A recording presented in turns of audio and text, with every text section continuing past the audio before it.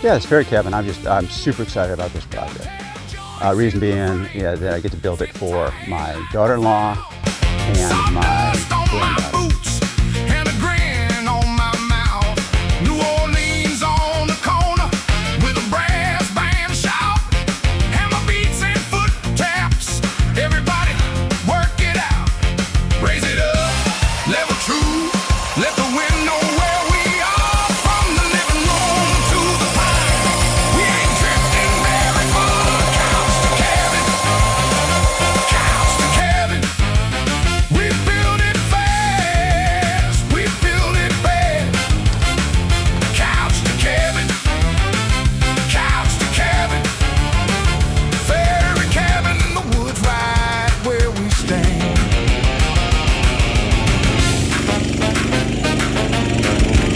We are at Star Hill getting ready to do the 10 by 12 fairy house build. What are you guys going to do?